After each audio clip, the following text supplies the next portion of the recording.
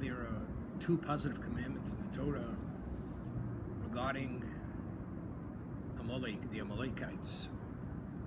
One is to remember what the Amalekites had done to us when we left Egypt, how they had attacked us when we left Egypt, when we were weary, and therefore the Torah tells us in the book of Shmos, you should obliterate Amalek from under the heavens. Kial Keis Ko. God says, my throne is not complete until Amalek is obliterated and destroyed, that there is no remnant or memory or trace of their existence. And God says, unless they are obliterated, in Kisei Shlema, my throne is not complete. What did they do so terribly? So they attacked us. We've had many enemies throughout history who attempted to obliterate us. The attack at that moment, why is that worse than all the upheavals and the holocausts and destructions which we experienced throughout history? Chazal tell us that when we were attacked by Amalek, by the Amalekites, this nomad band of people, it was right after the splitting of the sea. When Moshe Rabbeinu, together with the Jewish people, had sung the song at the sea, they had said that the awesomeness of the miracle of the splitting of the sea had caused that the nations of the world not only stood in awe of the Jewish people, but rather they trembled, understanding the relationship between God and the Jewish people.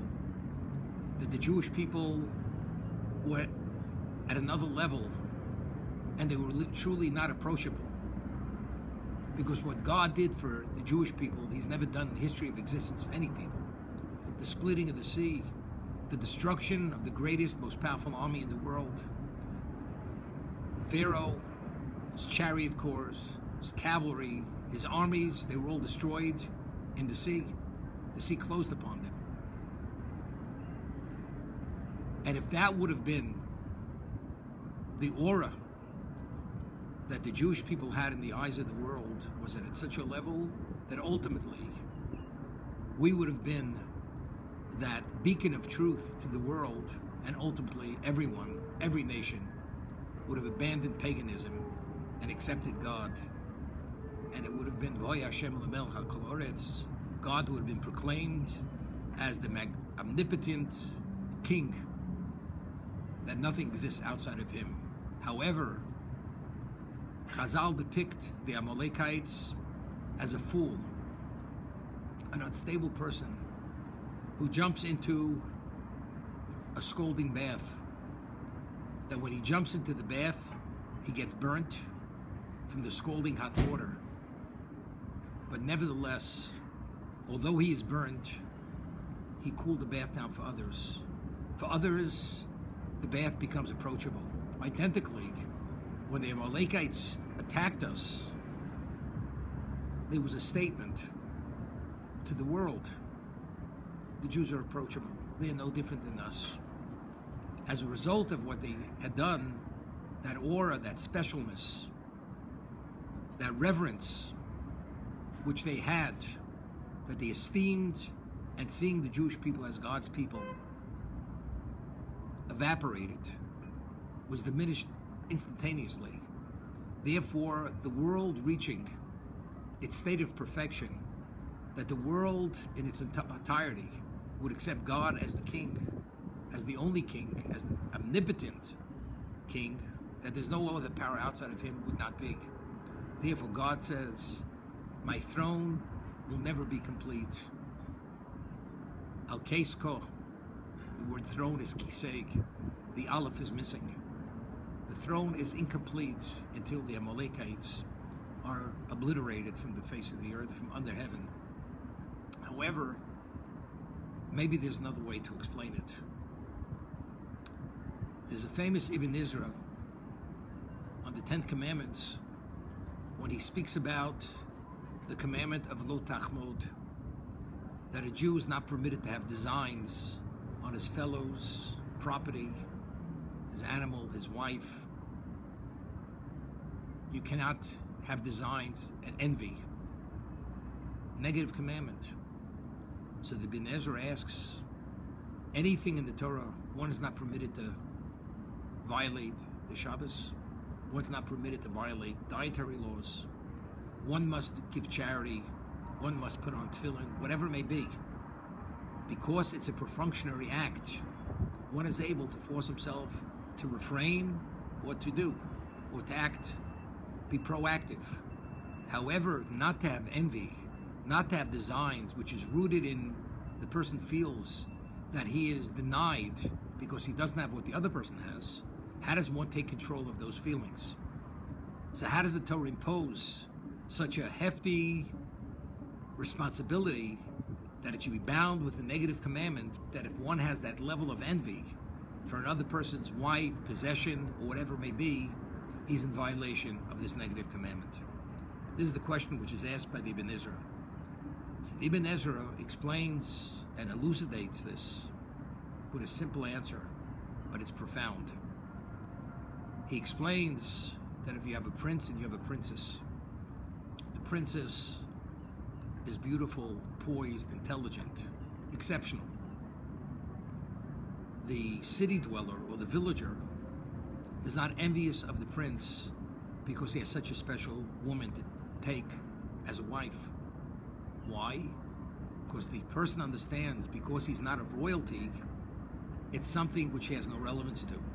And anything that a person realizes is beyond his reach, he does not envy, he does not desire whatsoever, because it is beyond his reach.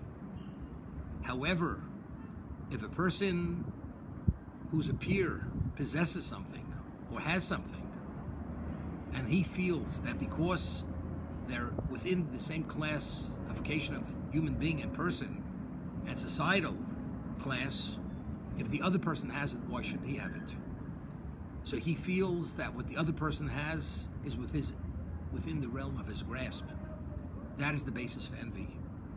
I mean, I would say if something is on the moon, regardless of what it is, as much as you want it, understanding that it's not reachable, you don't think about it, you don't envy it, you don't desire it.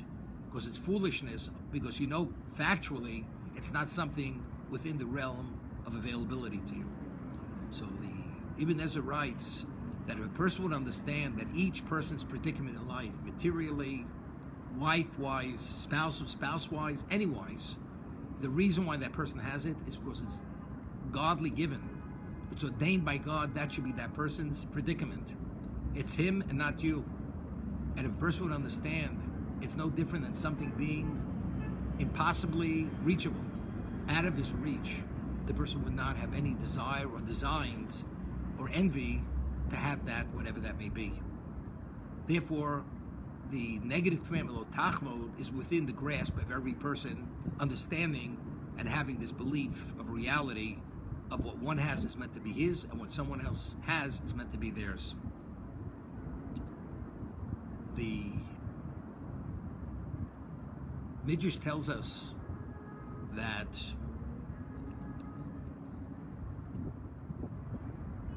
at the time of the giving of Torah at Sinai, the world quaked, and everyone was aware that the Jewish people were taken by God as his people, as his kingly, priestly nation, and they were his chosen. And the question is, and it was a public event, was there any envy at that moment? Seemingly, based on the principle of the Ibn Ezra, being taken by God as being his royal son, there should not be envy. Because the Jews are special. They're in a class unto themselves, which are the rest of the world are not within that class. But what did Amalek? But when were we viewed with that aura, with this special, exalted status That was after the splitting of the sea. Because what God did for us, it never happened in the existence of the world. So that immediately catapulted us to a level of class which was unequaled. The world understood what the Jews are has no relevance to them. That was the aura, that was the trembling. They trembled from just the thought of the Jew. To them, the Jew was unapproachable. What did Amalek do? Amalek went and they reduced the Jew to a peer level. The Jews are approachable. They are no different than we are. So the Midrash tells us what happened at Sinai. The Talmud tells us that at Sinai we reached the pinnacle of our spirituality, and the world would have achieved this level of spiritual completion. But because the Jews sinned with the golden calf, this brought the world back to pro-sin of Adam. And therefore, all the exiles and all the suffering continue because we sinned with the golden calf. Now the question is, why did we sin with the golden calf? After hearing the commandments directly from the mouth of Hashem, how do we sin with idolatry? The first two commandments, I am God. I am your God who took you out of Egypt. You should not make graven images, which is idolatry. How do we fail so seriously in this particular area? So the Midrash tells us, Lo avdu Yisrael es ha'egel ela mipnei ayin hara. The nations of the world, they had given the evil eye to the Jewish people because they were envious that they were given the Torah, the Jewish people, and the world was denied the Torah. Now, why were they envious? Why was the ayin hara applicable at that moment? Because the Amalekites said they are not of an exalted class, but they are of a peer level. And within the context of a peer level, what you have, I should have. So the cause of the reason why the world did not come to its level of perfection was because of the sin of the golden calf. But the Jews only sinned with the golden calf because they were perceived by the world as no different than they were. Who was the cause of that perception?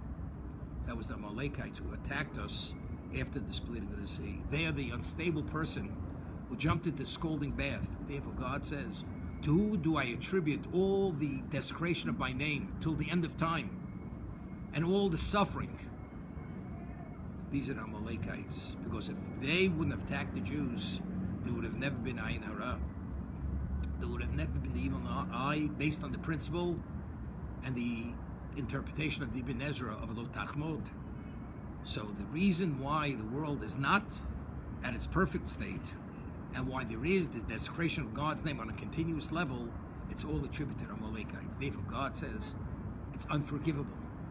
My throne, because my throne is not complete because of them, until they are obliterated from the face, from under the heavens, from the face of the earth, of that evil, my throne can never be reestablished and can be completed.